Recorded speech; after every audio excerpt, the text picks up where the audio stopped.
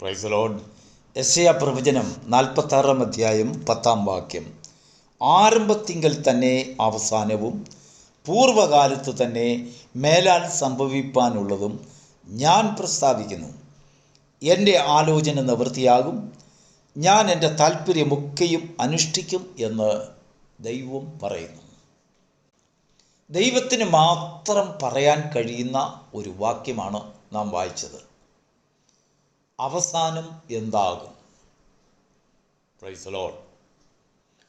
ഒരു കാര്യത്തിൽ പോലും അവസാനം എന്താകുമെന്ന് നമുക്ക് പ്രവചിക്കാൻ കഴിയില്ല, പക്ഷേ ദൈവത്തിന് പ്രവചിക്കാൻ കഴിയും.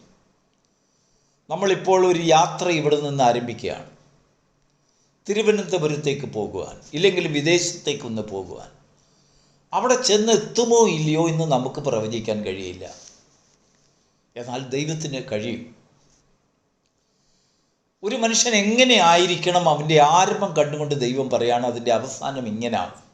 അത് ദൈവം ആരംഭത്തിങ്കിൽ തന്നെ പ്രസ്താവിച്ചു വച്ചിരിക്കുകയാണ്. ഒരു വാഹനം ഉണ്ടാക്കുന്നെന്ന് വിചാരിക്കട്ടെ. ആ വാഹനത്തെക്കുറിച്ച് കമ്പനിക്കാർ ഒരുപാട് പ്രവചനങ്ങൾ നടത്തും.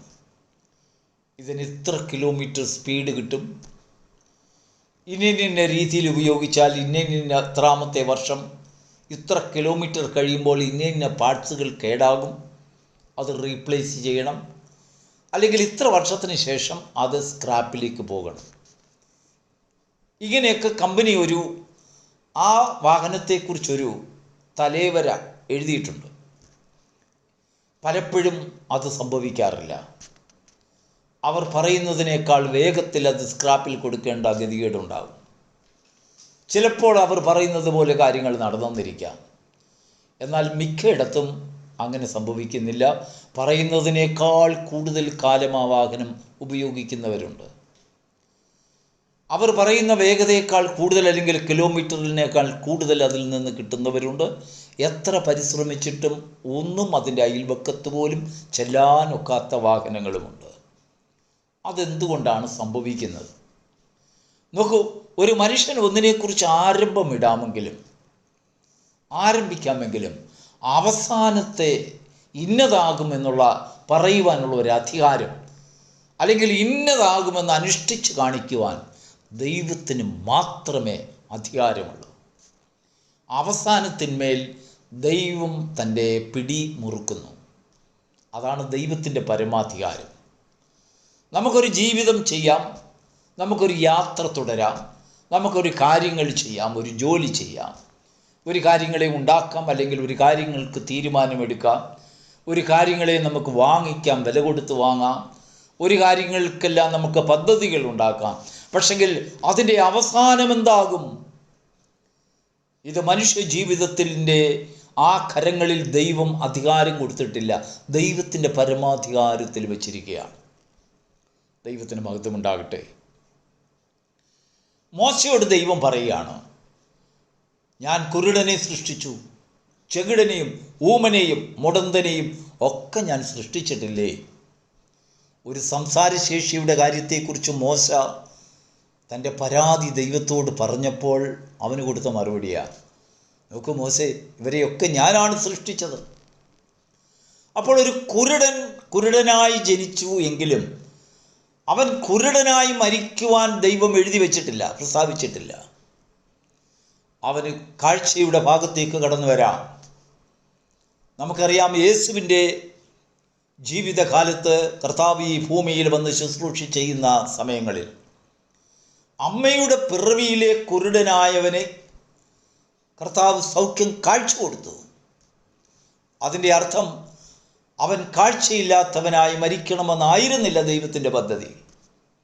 ചില വ്യക്തികളെ, ചില ജീവിതങ്ങളെ ദൈവം വിശേഷതയില്ലാത്തവരായി, ഇല്ലെങ്കിൽ അംഗഹീനമുള്ളവരായി, ബലഹീനരായി, അഭംഗിയുള്ളവരായി ഒക്കെ ദൈവം സൃഷ്ടിച്ചിട്ടുണ്ടെങ്കിലും ദൈവത്തിൻ്റെ സൃഷ്ടിയിൽ ചില ഉദ്ദേശങ്ങളുണ്ട്.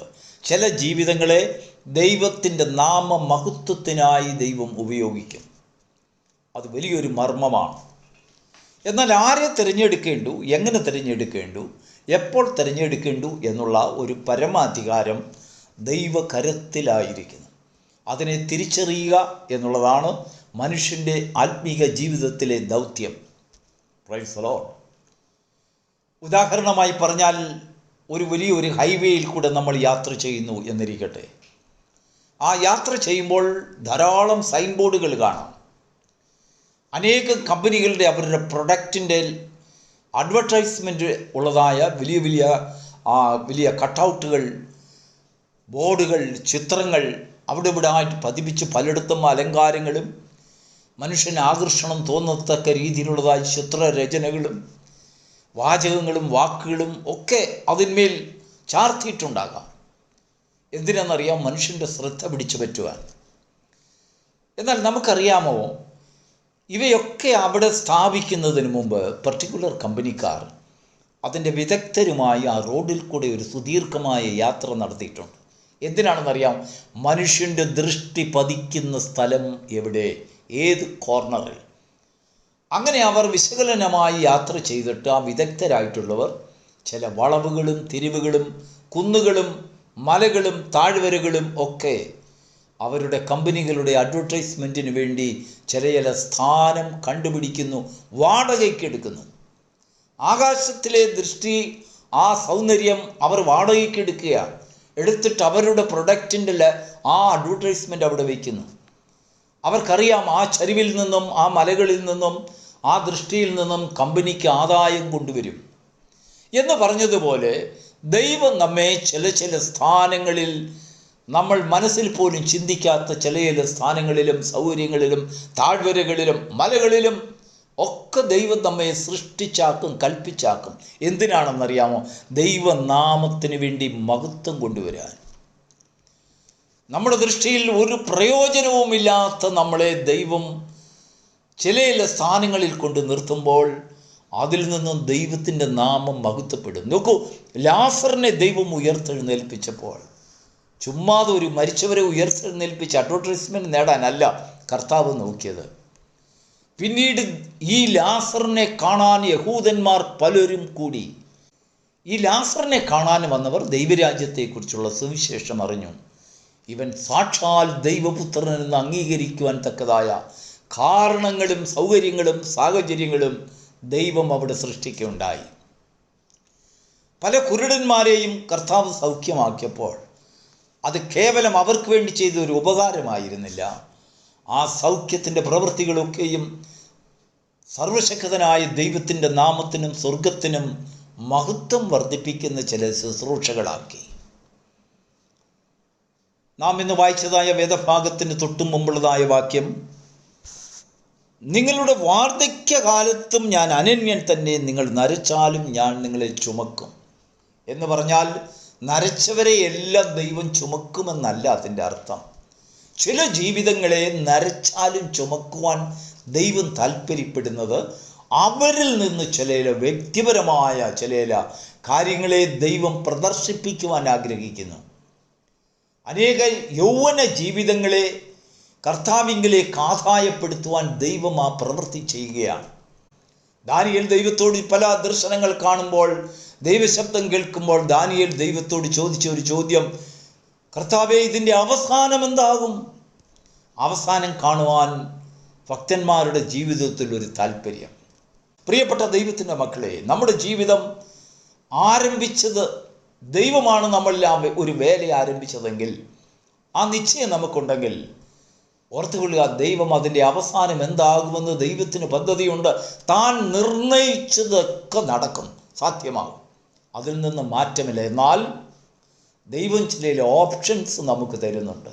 എന്താണെന്നറിയാമോ? ദൈവം ദാവീദ് മനുഷ്യൻ്റെ ആയുസ്സിനെ കുറിച്ച് പറയുമ്പോൾ, ഏറിയാൽ 70, ഇല്ല എങ്കിൽ നിൻ്റെ ആരോഗ്യം നീ സൂക്ഷിക്കുന്നുണ്ടെങ്കിൽ 80 എന്ന് പറഞ്ഞാൽ 70നും 80നും ഇടയ്ക്കുള്ളതായ ഒരു കാലഘട്ടം ദൈവം നമ്മുടെ സ്വതന്ത്രമായി നമുക്ക് ചിന്തിക്കുവാനും പ്രവർത്തിക്കുവാനും നമ്മുടെ ജീവനെ നമ്മുടെ കയ്യിൽ തന്നിരിക്കുക. നമുക്കും പണിയുവാൻ ഒരു അവകാശം നമ്മുടെ മേൽ ദൈവം തന്ന അധികാരമുണ്ട്, ദൈവം ചെലുത്തുന്ന അധികാരമുണ്ട്. അവസാനം എന്താകും എന്ന് ദൈവം നമ്മെക്കുറിച്ച് അറിയുന്നു. നമ്മൾ അറിയുന്നില്ല. നമ്മളൊരു പൊട്ടക്കണ്ണരെ പോലെ അല്ലെങ്കിൽ നമ്മളൊരു അന്ധന്മാരെ പോലെ നമ്മൾ നമ്മുടെ ജീവിതവുമായിട്ട് ഓടുകയാണ്. നാം എവിടെ ചെന്ന് നിൽക്കുമെന്ന് മാത്രം നമുക്കറിയില്ല. നമ്മൾ തുടങ്ങിയ സ്ഥാനം നമുക്കറിയാം, എവിടെ നിന്ന് ആരംഭിച്ചു, നമ്മൾ എങ്ങനെയായിരുന്നു, ഏത് കുഴിയിൽ കിടന്നോ, ഏതവസ്ഥയിൽ, എത്ര മോശമായ അവസ്ഥയിലായിരുന്നു നമ്മളെന്നൊരു കാര്യം അറിയാം. പക്ഷെങ്കിൽ നമ്മൾ എന്താകും എന്ന് നമുക്കറിയുന്നില്ല. അതാണ് ദൈവത്തിൽ നിന്ന് നമുക്ക് പ്രാപിക്കേണ്ടത്. നമ്മുടെ ജീവിതം ഓരോ ദിവസം തോറും ദൈവത്തിൻ്റെ സന്നിധിയിൽ സമർപ്പിതമായ ഒരു ജീവിതം, സർവശക്തന് മാത്രം അറിയാവുന്നതായ ഒരു രഹസ്യം നമ്മുടെ ജീവിതത്തിൽ ബോധ്യമാക്കി തരുമ്പോൾ നമ്മെ കൊണ്ടു നടക്കുന്നതും വഴി നടത്തുന്നതുമായ പാതകളൊക്കെയും ദൈവം തൻ്റെ നാമമഹത്വത്തിനായിട്ട് ഉപയോഗിക്കുന്ന വഴികളായിരിക്കാം. ദൈവത്തിന് മഹത്വം ഉണ്ടാകട്ടെ. കർത്താവ് ശിഷ്യന്മാരോട് പ്രാർത്ഥിക്കാൻ പഠിപ്പിച്ചപ്പോൾ ഒരു വചനം പറഞ്ഞു, പിതാവേ, പരീക്ഷയിലേക്ക് ഞങ്ങളെ പ്രവേശിപ്പിക്കരുത്. കാരണം പരീക്ഷയിൽ പ്രവേശിപ്പിച്ചാൽ ഒരു പക്ഷെങ്കിൽ ഞങ്ങൾ തോൽവി അടഞ്ഞാലോ. അപ്പോൾ തോൽവി അടയാത്ത ഒരു ജീവിതം ഞങ്ങളിൽ സൃഷ്ടിതമാകേണ്ടതിന്, ഇല്ലായെങ്കിൽ പരീക്ഷയാൽ പെട്ടിരുന്നാലും ശരി അതിൽ ജയം കൊള്ളുന്ന ഒരു അനുഭവത്തിലേക്ക് ഞങ്ങൾ വഴി നടത്തണമേ. അത് മനുഷ്യൻ്റെ കയ്യിൽ കൊടുത്തിരിക്കുന്ന അധികാരമാണ്. പരീക്ഷയിൽ തോറ്റുപോകാത്തൊരനുഭവം. അവൻ എന്നെ ശോധന ചെയ്താൽ ഞാൻ പൊന്നുപോലെ വെളിയിൽ വരുമെന്നുള്ളൊരു സാക്ഷ്യം. Praise the Lord.